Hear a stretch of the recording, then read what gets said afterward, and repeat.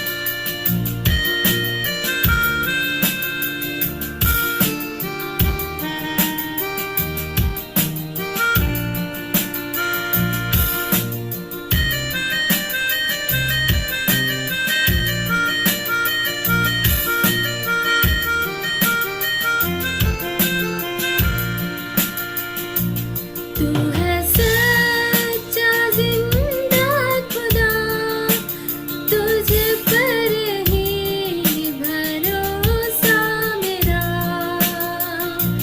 तू है सच्चा जिंदा खुदा, तुझ पर ही भरोसा मेरा।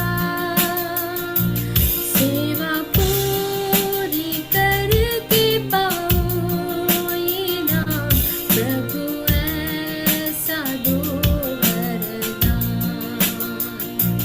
सेवा पूरी करके पाऊं इनाम, प्रभु ऐसा दो वरदान। धन्यवाद के साथ स्तुति गाऊंगा, है यीशु मेरे खुदा। उपकार तेरे हैं बेशुमार, कोटि कोटि स्तुति धन्यवाद। धन्यवाद के साथ स्तुति गाऊंगा, है यीशु मेरे खुदा। उपकार तेरे हैं बेशुमार, कोटि कोटि स्तुति धन्यवाद। कोटि कोटि स्तुति धन्यवाद। कोटि कोटि स्तुति धन्यवाद।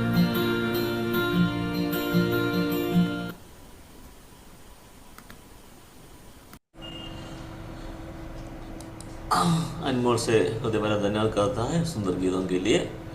अभी हम लोग मिनिस्ट्री को जाएंगे। It is over to Titus Jain and Sonani. Okay, thank you all once again that we are on this virtual platform to continue our studies on the book of Acts chapter 19. प्रेरितों के काम 19 अध्याय से अध्ययन को जारी रखने के हेतु प्रभु हमें जो सुंदर मौका दिया इस शाम को, सबको अभिवादन के साथ शुरू करते हैं। This chapter tells us the story of the wonderful ministry which Apostle Paul carried out in the city of Ephesus. एफेसुस के शहर में प्रेरित पौलुस ने जो बड़ा सेवकाई को किया है और उसके बारे में इस अध्याय में हम देखते हैं। Before I step into the further studies, let me explain a little bit about the city of Ephesus. Ephesus शहर के बारे में मैं कुछ बताऊंगा ताकि उसके बाद ही हम अध्ययन में प्रवेश करेंगे। Ephesus was a state-like city. A state-like city means a larger state-like city. Ephesus नगर जो था बहुत ही बड़ा मशहूर शहर था। And this state had 12 districts. और इस शहर के करीबन 12 जिले भी थे। एक राज्य के तरह था ये शहर। The entire city was dedicated to a goddess which believed to have fallen from heaven. और पूरा शहर जो है एक देवी के प्रति समर्पित था, जिस देवी वे लोग मानते थे कि वो स्वर्ग से गिरी थी। And the deity's name was Diana. और उस देवी का नाम था आर्तेमी यानी दयाना। Don't confuse his name with the British queen Diana.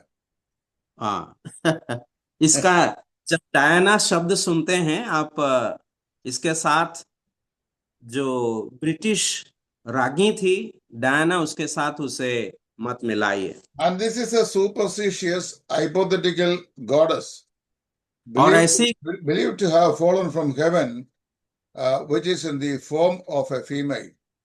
लोगों का ये अंधविश्वास था कि लोगों ने ये विश्वास करते थे कि वो देवी जो है स्वर्ग से गिरी हुई थी। The state of Ephesus, as I told you, has 12 different districts, and the statue also has got 12 breasts on her chest. जैसे कि मैंने बताया कि ये जो देवी ये शहर का 12 अलग अलग जिला था। उस रीति से इस देवी के शरीर में 12 स्तन भी था।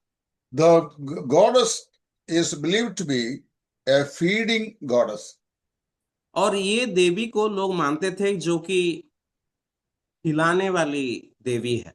Yes, yes. The people believe that all the 12 breasts were enough and suffice for the people living in 12 districts to feed upon.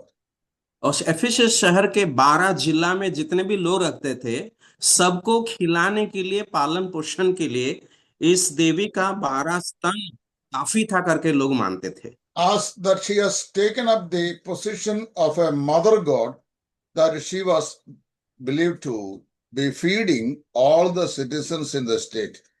जैसे कि लोग इसे एक माँ देवी करके मानते थे और वो सबको खिलाती थी। In our country also we have such a superstitious belief. और हमारे देश में भी इसी प्रकार का काफी सारे अंधविश्वास है। And our superstitious people have made our cow as our national mother. और हमारे जो लोग अंधविश्वास के साथ गाय को अपनी माता बना लिए। If anybody found killing cows in North India, they shall be slaughtered. और अगर कोई गाय को मारना यानी वध करना पकड़ा गए जाते तो उनको पूरा हत्या किया जाएगा उसका। Here in Kerala, we had a left front chief minister and a chief politician who is no more. His name was V.S. Achyutanand. हमारे केरल राज्य में ऐसे एक मुख्यमंत्री था जो अब नहीं है और उसका नाम VS Achuthanandan. When he came to our place to just inaugurate a new bridge which was constructed, that he made in his speech a comment which attracted me very much. और जब मेरे जगह में एक पुल बना था उसका प्रतिष्ठा के लिए जब आए, उसने जो भाषण दे रहे थे, भाषण में एक ऐसी विषय वो कहे जो मेरा ध्यान आकर्षण किया था। He said many of our people in India, they assume that the cow is their mother. Then who is their father? He said that it must be, oxen must be their father. उसने जब भाषण दे रहे थे उसमें इस प्रकार कहे कि भारत में काफी सारे लोग ये मानते हैं कि गाय उनकी माता है। तो मेरा सवाल ये है, उनका पिता कौन है, बाप कौन है? क्या बैल उनका बाप है? See, that was a very humorous statement that he made in his speech. ये बहुत ही हास्यात्मक एक वक्तव्य था जो अपने भाषण में उसने दिया था। Since Diana was a feeding goddess, that the whole city was devoted to this deity. और डायना जो था उस शहर का लालन पालन करने वाली देवी और सब उस देवी के लिए सब समर्पित थे। It was such a difficult task to undertake the duty to work in that place because the city was fully engaged in adultery. क्योंकि ये शहर में हर प्रकार का प्रतिमा पूजा से भरा हुआ था, ऐसा एक शहर में सुसमाचार प्रचार का कार्य करना बहुत ही कठिन और मुश्किल कार्य था। But under the guidance of the Holy Spirit of God, Paul stayed for 3 years in the city and worked therein that hard soil, and as a result, the church was formed later on. लेकिन परमेश्वर के आत्मा के अगुवाई से पौलुस ने वहां पर जो काम किया, कई साल वहां रहने के द्वारा एक अच्छा कलीसिया का स्थापना करने में वो सक्षम हुए। When we read the Bible, we understand that any such hard soils can be toiled down by the help of the Holy Spirit of God as the missionaries are willing to live under the guidance of the Spirit of God. और इसके द्वारा हम ये सीखते हैं कि कैसे भी कठिन जमीन पर परमेश्वर का वचन असर डाल सकता है, जहां पर पवित्र आत्मा कार्य करेंगे, लेकिन उन मिशनरियों को या प्रचारकों को लेकर जो पवित्र आत्मा के अगुवाई में अपने आप को समर्पण कर देंगे। Chapter 19 contains 41 verses altogether, but this also can be divided into 3 titles. 19 अध्याय में 41 आयतें हैं और इसको हम 3 अलग अलग भाग में विभाजित कर सकते Chapter हैं। 19, verses 1 to 12, Paul and 12 ignorant disciples, he met them in the city of Ephesus. 19 अध्याय के 1 से लेकर 12 तक के वचनों में पौलुस जिन अज्ञात यानी अनजान जो नहीं जानते थे वैसे शिष्यों को उनमें मिला, उनके When बारे में। when Paul reached the city, that he traveled into the interior of that state. जब पौलुस उस शहर में प्रवेश किया, उस शहर के अंदरूनी भाग में वो देखने गया। And as he was heading into the interior part, that he met with the 12 disciples who claimed themselves as disciples. तो जब इस शहर के भीतरी भाग को वो जा रहा था, वहां पर ऐसे 12 चेलों को उसने मिला जो चेले अपने आप को कहते थे। When we examine this passage, we come to know that these were the disciples of Apollos who actually converted these people before he came to the fullest understanding of the message of the gospel. और ये लोग इस भाग हम पढ़ने से, अध्ययन करने से हमें ये पता चलेगा कि ये जो चेले लोग थे वे वास्तव में अपुल्लुस के चेले थे, जबकि वो परमेश्वर का वचन का पूर्ण ज्ञान को हासिल नहीं किए थे। So I told you last week that this Apollos was an eloquent preacher, but he only knew the teachings of John the Baptist. और जैसे मैंने पिछले बार आपको बताया था कि अपुल्लुस जो है वह एक सुवक्ता था जो कि प्रवचन देने में निपुण थे, लेकिन सिर्फ यूहन्ना, बपतिस्मा देने वाला यूहन्ना के बारे में या उसका बात ही वो जानते थे। When Paul met these 12 disciples of Apollos in Ephesus, Paul came to know that they were lacking spiritual insights. और जब पौलुस इन 12 चेलों को मिला जो अपुल्लुस के चेले थे, और पौलुस को ये पता चला कि वे उनमें आत्मिक ज्ञान का कमी है। Verse number 2 tells us Paul's question to this 12. दूसरा आयत में हम पौलुस के उस सवाल इनसे जो पूछा उसी को हम देख सकते हैं। He asked them, did you receive the Holy Spirit when you believed? उसने उनसे कहा, क्या तुमने विश्वास करते समय पवित्र आत्मा पाया?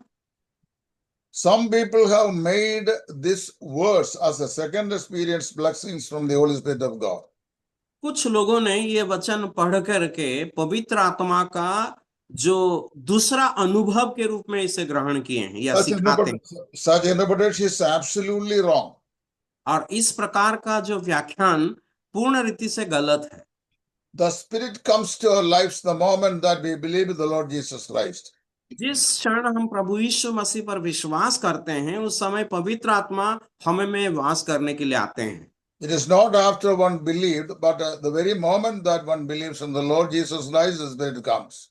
विश्वास करने के बाद वो नहीं आते हैं, लेकिन जिस क्षण में हम विश्वास करते हैं उसी मुहूर्त वो आते हैं हमारे जीवन में। At Paul's question, these people replied that we did not know that the Holy Spirit of God has been given.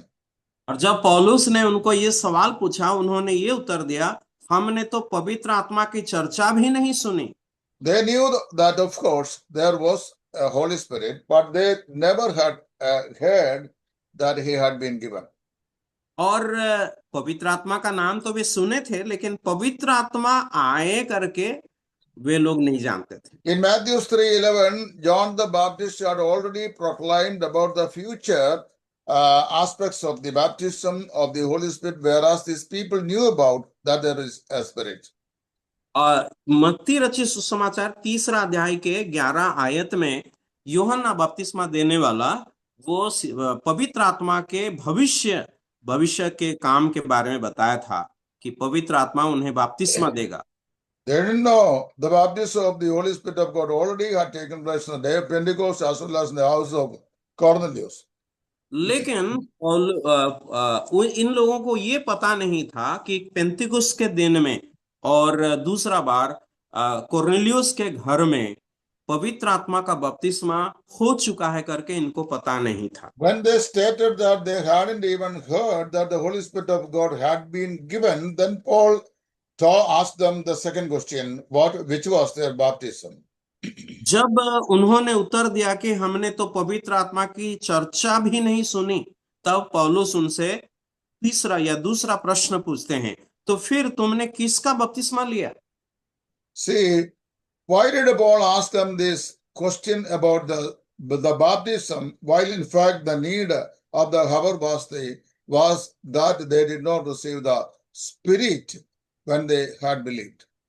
पौलुस इनको बपतिस्मा के बारे में क्यों पूछ रहा है? क्योंकि जब वे पवित्र आत्मा के बारे में चर्चा कर रहे थे, Apollos had been their spiritual teacher. The only baptism that these people heard would have been the baptism of John the Baptist, which was baptism unto repentance. क्योंकि ये चेले लोग बपतिस्मा देने वाला यूहन्ना के या अपुल्लोस के चेले थे, और इन लोगों को सिर्फ एक ही बपतिस्मा के बारे में पता था, जो यूहन्ना बपतिस्मा का बपतिस्मा। But John's baptism was no longer valid. लेकिन यूहन्ना का बपतिस्मा अब तक वो कायम नहीं था। In other words, that these disciples were not being saved people.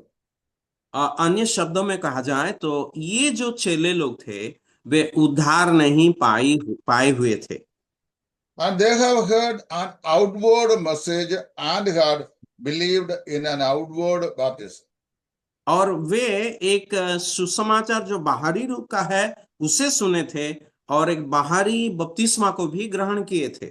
They heard the outward message that Jesus Christ was coming. और वे इस संदेश को सुने थे कि यीशु मसीह आने वाला है। They received the outward baptism, that baptism unto repentance. और जो बपतिस्मा वे ग्रहण किए थे वो बपतिस्मा मन फिराव के लिए बपतिस्मा था। They were sincere as Apollos was, but they were sincerely wrong. Way Apollos के तरह सरल तो थे, लेकिन वे सरल रूप से गलत भी थे। Many people even today, they are sincere in their belief, but they are sincerely wrong in their perspective.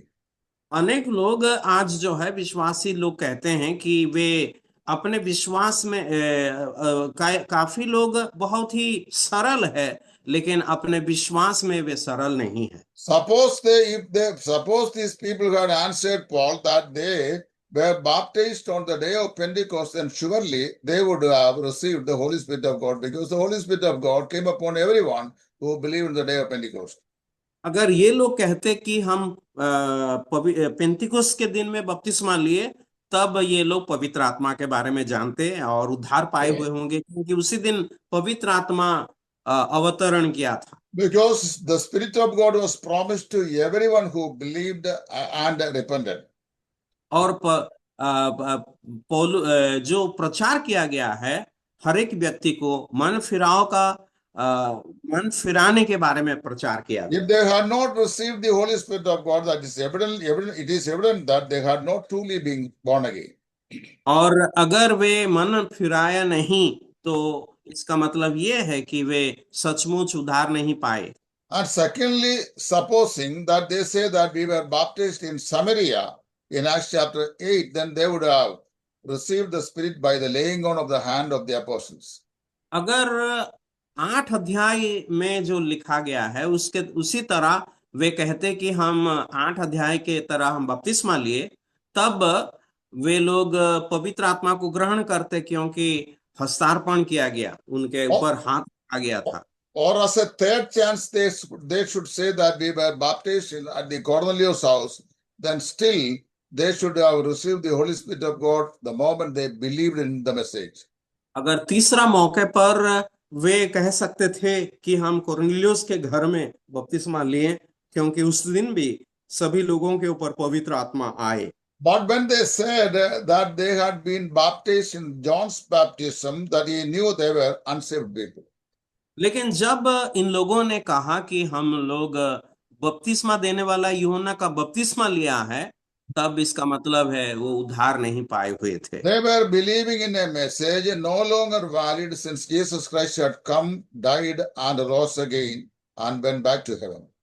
और वे इस विषय को विश्वास नहीं करते थे कि प्रभु यीशु मसीह आकर के सबके लिए मरा और जी उठा और स्वर्ग में वापस गया है और फिर आने वाला है, ये संदेश वे Of, विश्वास नहीं।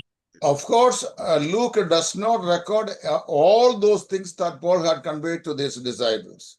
सभी इन चेलों को पौलुस ने क्या क्या कहा, सभी बातों को लूका यहाँ पर नहीं लिख रहे हैं।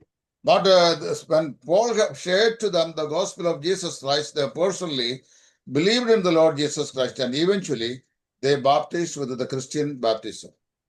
और लेकिन हम ये जानते हैं कि जब पौलुस उनको सुसमाचार स्पष्ट रीति से सुनाया तो वे विश्वास किए और मसीही बपतिस्मा वे ग्रहण किए। And they received the Holy Spirit of God by the laying on of the hands by the Apostle Paul.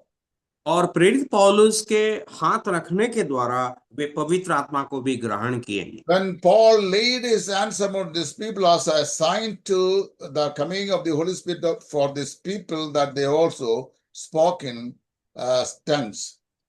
और जब पौलुस अपना हाथ इनके ऊपर रखा, इसका मतलब है कि वे पवित्र आत्मा को ग्रहण किए और इनका साथ दिया, तब वे पवित्र आत्मा में या अन्य भाषा में बातें करने लगे। This is the last time in the accounts of the book of Acts that we see the people is speaking in tongues as a proof that they had received the Holy Spirit of God.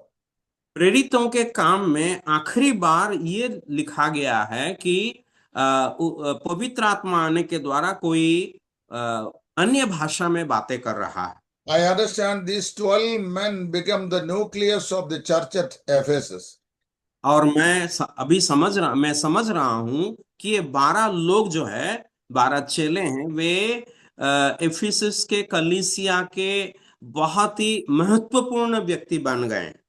See, the fact that God departed from the usual order and granted them the Spirit by the laying on of their hands by the Apostle Paul is also evident here.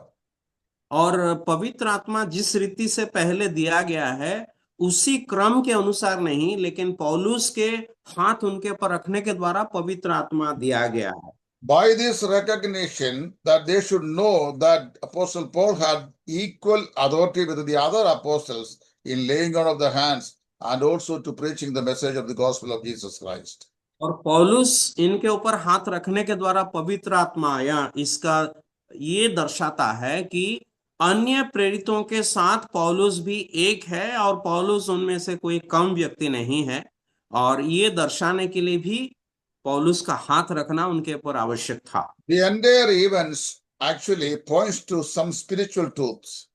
ये सारे सच्चाई कुछ महत्वपूर्ण सच्चाई की ओर हमें ले जाता है। Number one, the believers, sinners must believe the right message before they can be saved.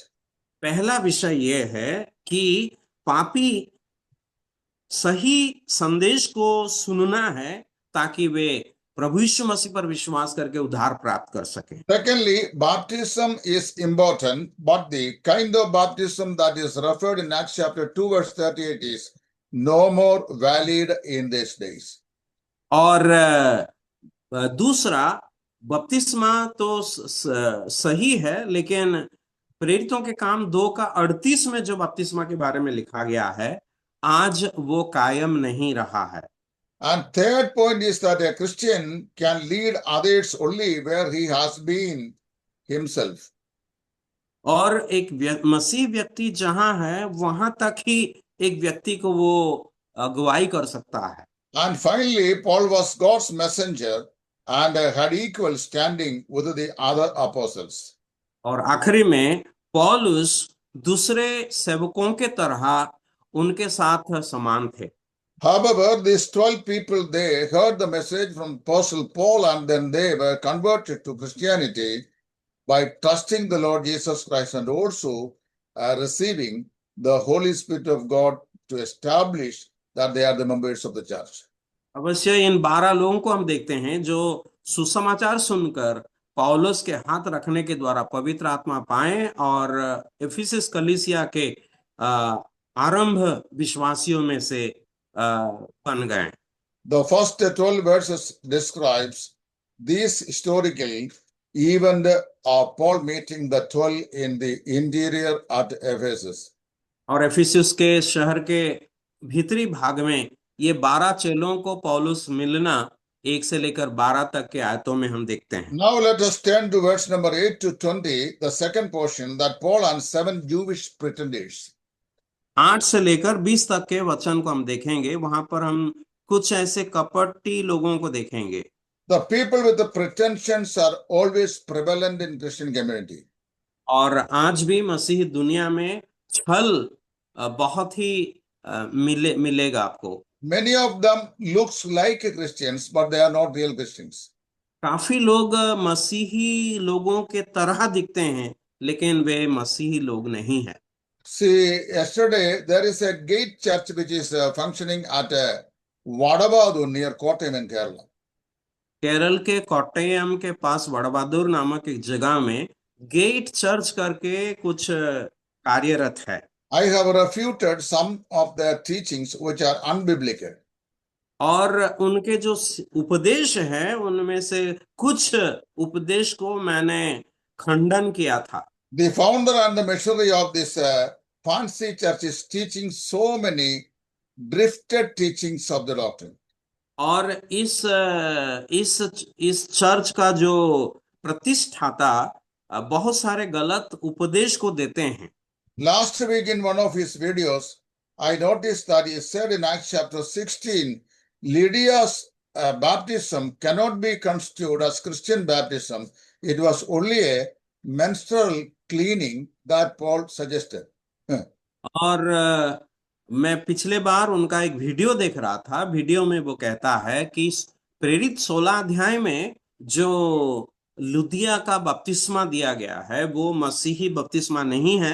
हालांकि मासिक धर्म का जो साफ सफाई का काम था वो Such fancy teachings are actually spreading in Christendom, especially by the people who are being supported by the cult financial assisting group from America. और इस प्रकार का गलत शिक्षा बहुत ही तेजी से बढ़ रहा है। ऐसे लोगों को बहुत ही आर्थिक सहायता भी अमेरिका से मिल रहा है। Chapter 20 verse 31 we read that Paul stayed altogether 3 years in the city of Ephesus. और 21वें वचन में हम देखते हैं कि पौलुस वहां पर 3 साल रहा। 3 months in the synagogue, 2 years teaching in rental rooms at the school of Tyrannus, and about 9 months in various places. और दो महीना शहर में और करीबन 2.5 महीना वहां पर और 2.5 महीना और 9 महीना कुछ आराधनालय में वो रहा। Chapter 19 verse 8 to 10 and verse 20 to tell that all Asia heard the word of God, for Paul taught the believers to pass the word to others.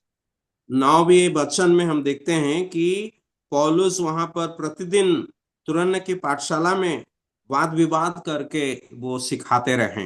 God attested to Paul's ministry with the special miracles and as an indication that such activities are not normal for ministers today.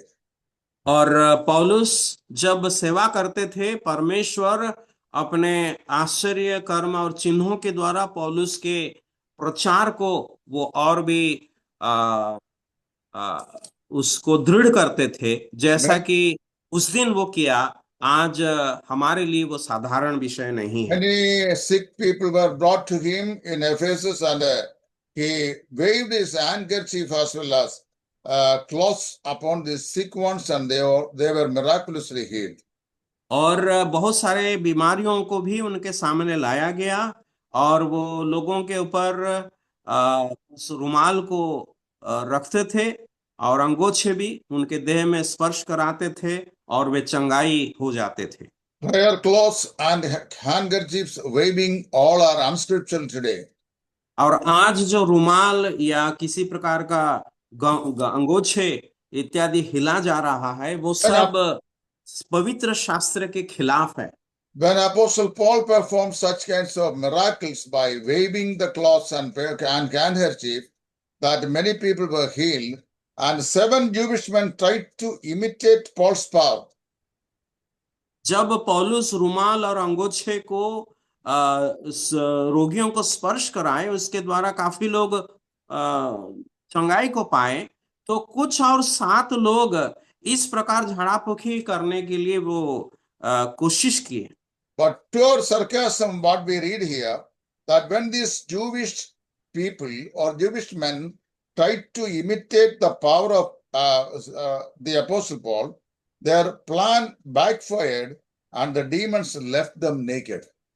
और यहाँ पर हम देखते हैं ये यहूदियों का जो 7 लोग यहाँ पर पौलुस के तरह काम करने के लिए वो कोशिश किए, तो वहां पर दुष्टात्माएं उनको इस प्रकार उपद्रव किया कि वे नंगे और घायल होकर उस घर से निकल भागे। And they were left them, and they were left naked and wounded. और उनको नंगे करके और घायल होकर के वहां से भगा दिया दुष्ट। Satan knows who is the real and who is not the real. शैतान को ये पता है कौन है असली और कौन असली नहीं है। It happened to me to stand in interpreting the word of God for a New Zealand missionary in a Pentecostal youth camp at Tiruvalla. और तिरुवल्ला, केरल के तिरुवल्ला में एक पेंटिकोस्टल लोगों का जवानों का सभा में मुझे अनुवाद करने के लिए एक न्यूजीलैंड के साहब के साथ खड़ा होना पड़ा। The missionary was coming from Papua New Guinea in New Zealand. New Zealand के पास में जो पापुआ न्यूगिनिया है, वहां से वो आए थे। And this man actually, whose name was Peter Fox. और इस व्यक्ति का नाम था Peter Fox. He had a strange accent in his presentation that many of the teachers who were teaching in the college were unable to interpret his message, and finally the Lord was put on me. वो Bible college में जाकर जो शिक्षा देते थे या उपदेश देते थे, कोई भी कॉलेज के लेक्चरर सब मतलब शिक्षक उनका तर्जमा नहीं कर पा रहे थे, इसीलिए आखिरी में मुझे ढूंढे वे और इस काम को मेरे हाथ में समर्पण I किया। was invited to take up this job as a paid employee. और मुझे एक तनख्वाह के साथ उस काम को करने के लिए मुझे वहां पर रखा गया। As he was a Pentecostal minister, and 10 minutes after the initiation of his message, that he started supplying the power of the Spirit and even Spirit himself. क्योंकि वो पेंटिकोस्टल सेवक है, इसीलिए 10 मिनट के बाद वो पवित्र आत्मा का सामर्थ को देने लगा और पवित्र आत्मा को भी देने लगा। But seeing the mustache on my face and also my appearance on the pulpit, that he realized that I had really the possession of the Holy Spirit of God, then he uttered, my interpreter has the Spirit. और जब देखा कि मेरा चेहरा मुंह में मूछ है और मेरा मुझे देख करके वो कह रहा है कि हाँ, मेरा जो अनुवादकारी है वो पवित्र आत्मा पाया हुआ व्यक्ति है। The evil spirit he was passing on to the audience backfired him, saying that the interpreter had already possessed the Spirit. और जब वो अशुद्ध आत्मा को लोगों को दे रहे थे, तब लोगों ने कहा कि ये व्यक्ति जो है उनके पास पवित्र आत्मा पहले से ही है। The devil well understand the imitators. पवित्र आत्मा ऐसे नकली लोगों को पहचानते हैं अच्छी रीति से। So now these 7 men were left wounded and naked as the evil spirit backfired them. ये अभी क्या हुआ, पौलुस के तरह ये जो 7 यहूदी लोग इसे काम करने के लिए जब सोचे, तब दुष्ट आत्मा इनको नंगे करके घायल करके वहां से This incident helps the gospel to spread in that region. और इस घटना के द्वारा सुसमाचार प्रचार फैलाना संभव हुआ। As a result, many former sorcerers, as well as the magicians, were, they have left their spiritualism and have come to the knowledge of the Lord Jesus Christ as an evidence. They burn their books which they use for the sorcery and magics. और ऐसे इसके कारण कई झाड़ा फूकी करने वाले लोग भी यहाँ पर आए और अपना अपना जो जादू इत्यादि का सब सामग्री लेकर के वे आ गए। Ephesus was a city noted for magical acts and sorcery. और ये जो एफेसस शहर था जादूगरी के लिए बहुत ही प्रसिद्ध था। Satan was behind all this power. और शैतान इस सारे सामर्थ्य के पीछे काम करने वाला है।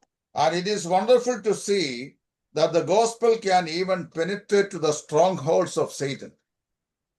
और आज भी ये महान विषय ये जानने के लिए कि परमेश्वर का वचन ऐसे शैतान के हरेक गढ़ को भी वो उठा सकता है और प्रवेश कर सकता है। When the evil spirits were casted out and the magicians and sorceresses were converted to the Christian truth, Satan became so violent, influencing the merchant people in the city.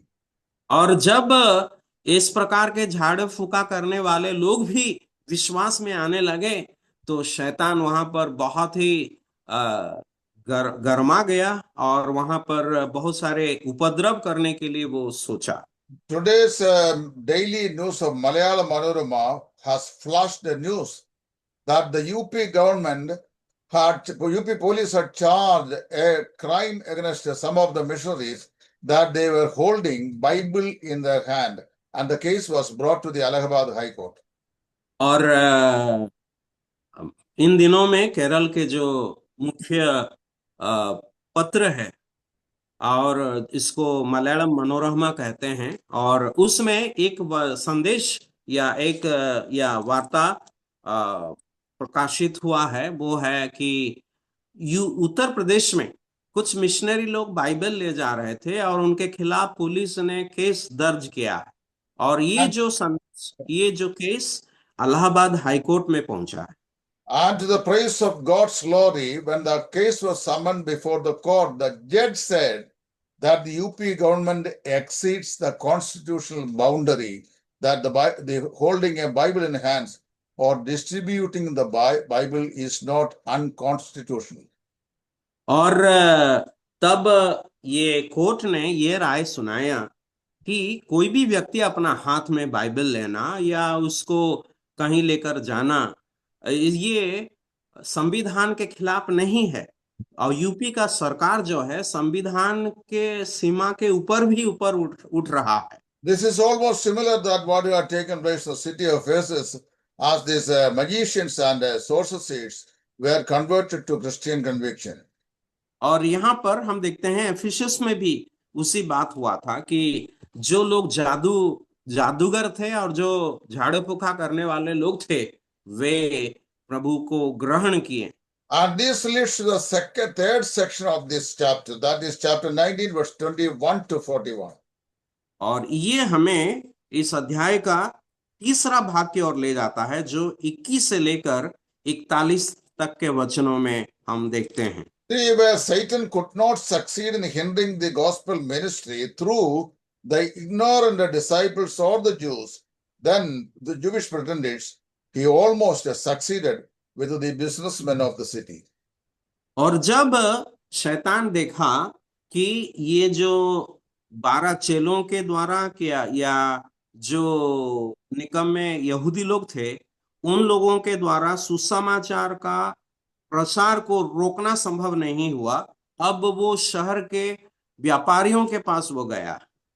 As I said before, the Ephesus actually prided itself on being custodian of the image of the goddess Diana that was supposed to have been fallen from heaven. और जैसे कि मैंने पहले बताया Ephesus शहर में जो देवी का पूजा किया जाता था जिसके बारे में लोग सोचते थे कि वो स्वर्ग में से गिरी है। Wherever you find superstition prevalent, you often find the exhibition and sales of the religious items. और जहां कहीं भी आप देखेंगे किसी प्रकार का इस प्रकार का अंधविश्वास, वहां ऐसी कुछ चीजों को वे बेचेंगे जिसके द्वारा वे लाभ प्राप्त कर सकते हैं। Here in Kerala, we have a very old Christian shrine dedicated to the Jacobites of Christian movement. और केरला में एक बहुत बड़ा चर्च है जिसको जेकोबाइट करके एक ग्रुप है, उनका संबंधित है वो। They have some kinds of rituals which is called Noember, that means fasting.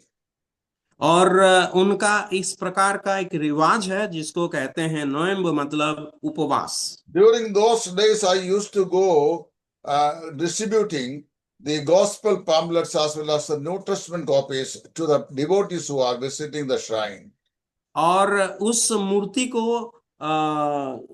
को दर्शन के लिए जब लोग जाते थे, उस समय में मैं क्या करता था, उनको सुसमाचार पत्रिका बांटने के लिए जाता था। The holy shrine is dedicated to the Mother Mary.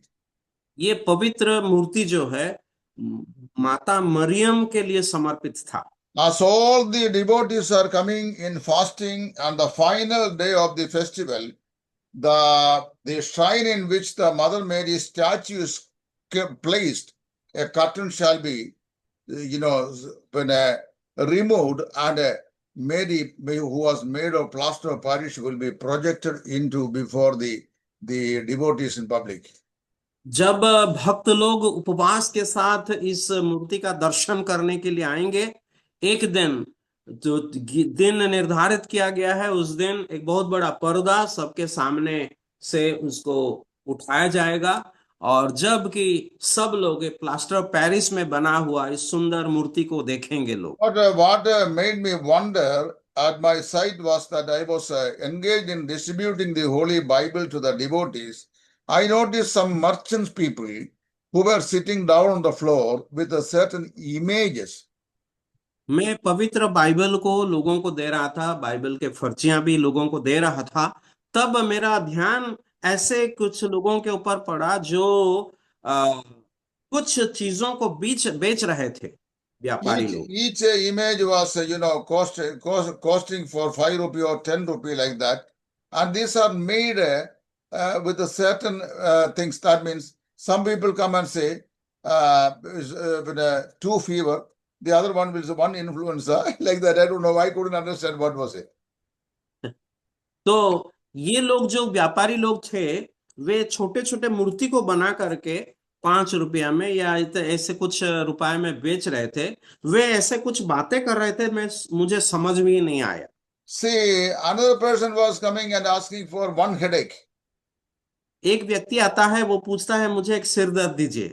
Then there was a servant of God, now he is in its eternal abode, whose name was Joey Pambadi. He told me that you may be wondering why these people are asking for these images. These all are the images of certain diseases like a headache, stomach pain, fever as such. When these people had such diseases, they would have made a vow that they will purchase this image and then present it before the Virgin Mary so that she will be pleased to close their diseases as such. तो मेरे साथ एक प्रभु का दास थे, वो अब दुनिया में नहीं है, प्रभु के पास है, जॉय पाम्पड़ी करके। वो मुझसे कहे कि अभी आपको समझ में नहीं आता होगा कि एक एक मूर्ति अलग अलग रोग के नाम में है, सिर दर्द, बुखार, पेट दर्द इत्यादि इत्यादि। तो जिनको जिस प्रकार का बीमार है, उस नाम लेकर के एक एक मूर्ति वे खरीदेंगे और लेकर के बड़ा मूर्ति के पास वे समर्पण करेंगे, तब उनका बीमार ठीक हो जाएगा। When Paul came to Ephesus, he saw this deity and the devotees marching into and the ancient temple in which the image was placed. Then he was kindled with a fire in his spirit and he spoke to them, the God of the Bible does not live in the temples which is the make of the hands of the people.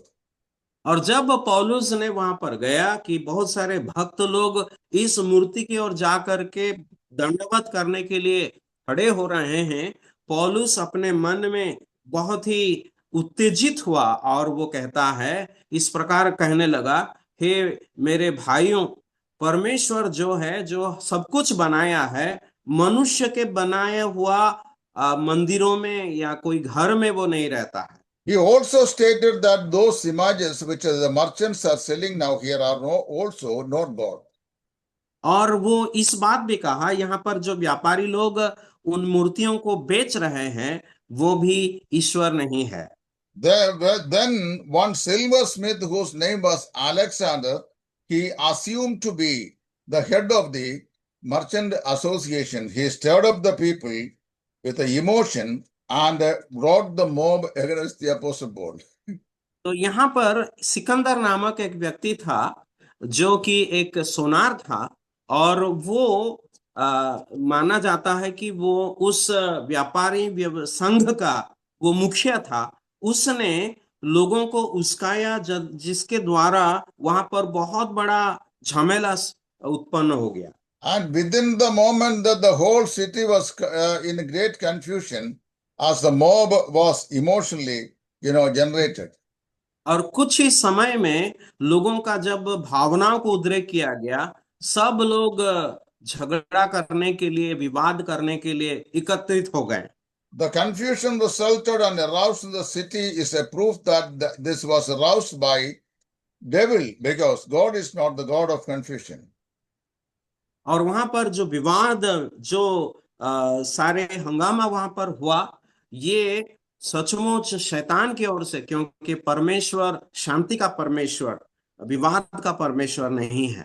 The citizens of the city rushed to the huge outdoor theater that seated at least 25,000 people at a time.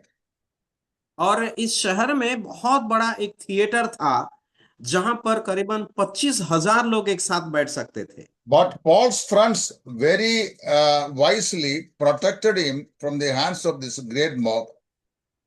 लेकिन पौलुस को वहां का एक मुखिया ने बहुत ही बुद्धिपूर्वक बचाया। But the town clerk quieted the mob, warned them that they were in danger of breaking the jaw and sent them all home. और वहां जो मुखिया था, मतलब उस शहर के, उसने पौलुस को किसी प्रकार का विषय कह करके सबको भेज दिया। The city was one of the strongholds for years. Years actually, with the superstition, idolatry, magical practices, demonic activity that prevail in Ephesus.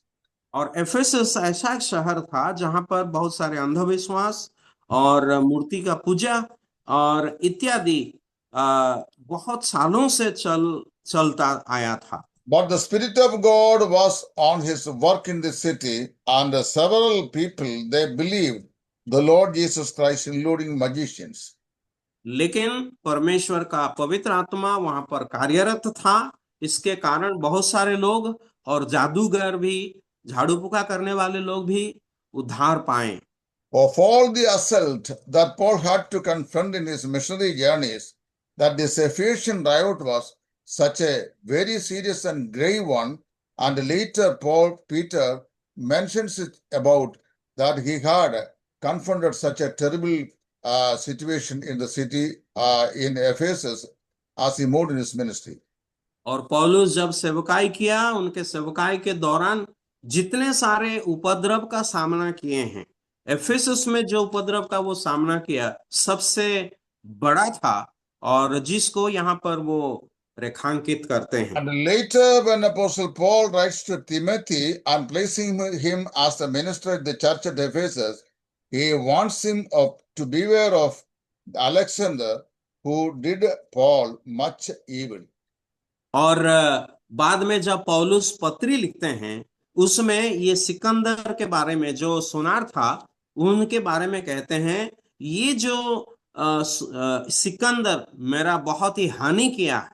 The historians says that Paul was thrown into the Ephesian stadium before the brutal animals to fight with them in Ephesus. और ये बताया जाता है पौलुस को उस theatre में फेंक दिया गया जहां पर जंगली जानवरों के साथ वो लड़े। And this is the incident that he reflects when he explains the concept of resurrection in 1 Corinthians chapter 15. If the dead are not rising, then was it for me in vain that I fought with the brutal animals? और इसीलिए पौलुस जब पुनरुत्थान के बारे में युक्ति करते हैं पहला कुरिन्थी 15 अध्याय में, वहां पर वो कहते हैं अगर मरे हुए लोग जिलाए नहीं जाते हैं, क्या मैं व्यर्थ ही से ऐसे जंगली जानवरों के साथ लड़ा था? Such a terrible struggle that Paul had to get confronted in the city of Ephesus while he was staying for about 3 years in propagating the gospel of Jesus Christ and establishing a beautiful church in that ancient idolatrous city. और ये प्रतिमा पूजा में भरा हुआ उस प्राचीन शहर Ephesus में पौलुस सुसमाचार प्रचार करके एक सुंदर कलीसिया को स्थापना करने में परमेश्वर ने उनको मदद किया। Wherever God's work is on progress, there the Satan is not silent, and he will also introduce his own agents to stand the work of God. जहां भी परमेश्वर का पवित्र आत्मा कार्यरत है, प्रभु अपना काम कर रहा है, वहां शैतान कैसे भी करके काम करेगा और अपने अपने लोगों को वहां भेजेगा ताकि प्रभु का काम बंद हो। Many of our evangelists who they never faces any difficulties in their missionary career because they are not doing significantly anything that is good for the kingdom of God. So there is no opposition.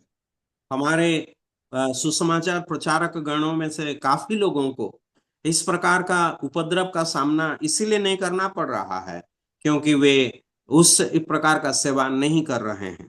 प्रभु के when we are actively involved in Lord's ministry, either in the literal platform or in the spiritual field or in a virtual platform, and Satan comes to know that we are being profitable to God's kingdom, then immediately he will set out his own demons through the pretending believers, either to criticize us or to destroy and make damage to our ministry.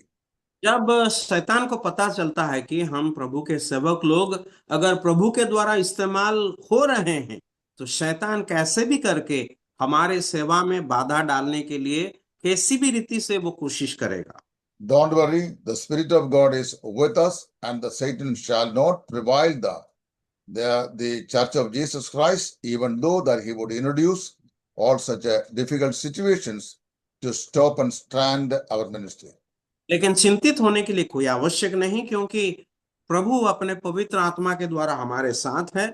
वो हमें इस्तेमाल करेगा, अपना सेवा में आगे बढ़ाएगा और प्रभु का जो योजना है हमारे लिए सेवा के लिए, उसे वो हमारे द्वारा पूरा करेगा। इसलिए हम प्रभु के ऊपर अपने आप को समर्पण करेंगे। With this reflection that we would stop here today our class, and God willing that we will continue on the next. और ये सारे चिंताओं के साथ हम इस अध्याय को और अध्ययन को यहाँ पर समाप्त करेंगे। प्रभु की इच्छा हो तो हम अगला सप्ताह फिर से May God bless you all, and everyone who were present on this platform this day also be encouraged to come back to see again on the next week. और प्रभु आप सबों को आशीषित करें और जितने भी यहाँ पर जुड़े हुए हैं, और प्रभु हम सबों को सहायता करे ताकि अगला सप्ताह फिर से हम मिल सकें। Thank you all. धन्यवाद सबों को, प्रभु आशीर्वाद करे। Thank you sir.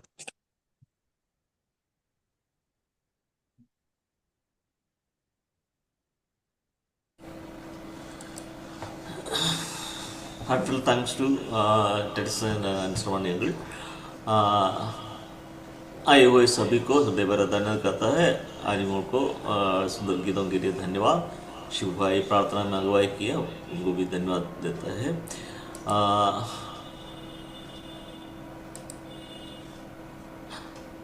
अभी हम लोग प्रार्थना करके इस सभा को खत्म करेंगे। अजय छत्री अंकल से अनुरोध है, कृपया प्रार्थना में अगुवाई कीजिए।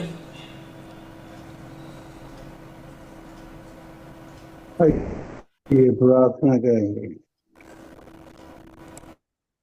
महिमामय परमेश्वर, तुझे धन्यवाद देते हैं कि तेरे दास भाई ये